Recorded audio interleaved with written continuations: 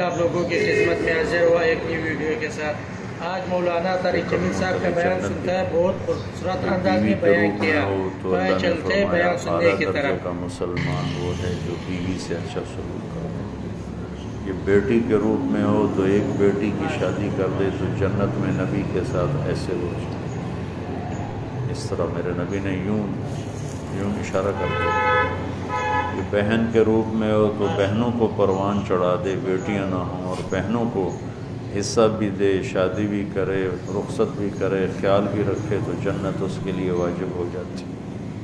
پہلی بیٹی پیدا ہو، پہلا بیٹا پیدا ہو، ہم خوشی مناتے ہیں، دیگیں چڑھاتے ہیں، بکرے ذبح کرتے ہیں، آسمان سے کچھ بھی نہیں ہوتا۔ اگر پہلی بیٹی پیدا ہو اور خامند بھی خوشی منائے اور بیوی بھی، یہ شرط ہے، تو آسمان سے ایک فرشتہ اترتا ہے جس کے سبز زمرد کے پر ہوتے ہیں، وہ اس بچی پر، اس ماں پر ایسے پر بچھا دیتا ہے اور کہتا ہے کہ تو بھی کمزور ہے، جس کو تم نے جنا ہے وہ بھی کمزور ہے، جو تم دونوں پہ خرچ کرے گا اللہ اس کا ساتھ دے گا۔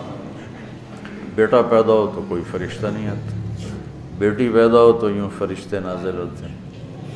تو اللہ تعالیٰ نے عورت کو عزت دی، مقام دیا، ہر رشتے میں، ہر روپ میں اس کو ایک عالی شان مقام دیا۔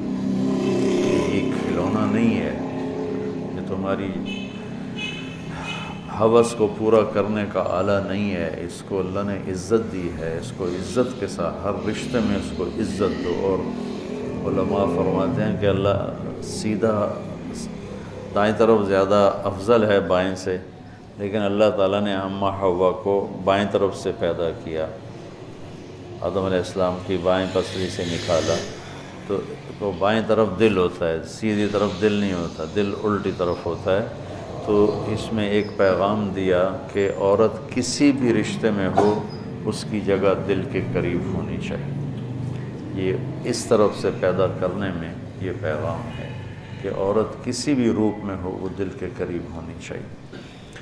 تو چونکہ دین سیکھا نہیں تو کچھ عیاشی میں پڑھ کے کھلونا بنا لیتے ہیں، کچھ اپنی معاشرت میں آ کر مارنا، پیٹنا، گالیاں دینا، ماں نے شکایت لگائی تو مارنا شروع کر دیا، کسی بہن نے شکایت لگائی تو مارنا شروع کر دیا، باپ نے شکایت لگائی تو بے عزت کرنا شروع کر دیا۔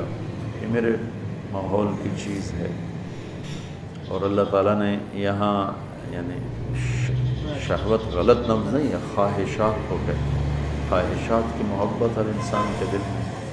سب سے پہلے عورت کو ذکر کیا کہ کسی بھی گھر کی رونق عورت کے ساتھ، جس گھر میں عورت نہیں ہوتی وہ گھر چڑیا گھر بنا ہوتا ہے۔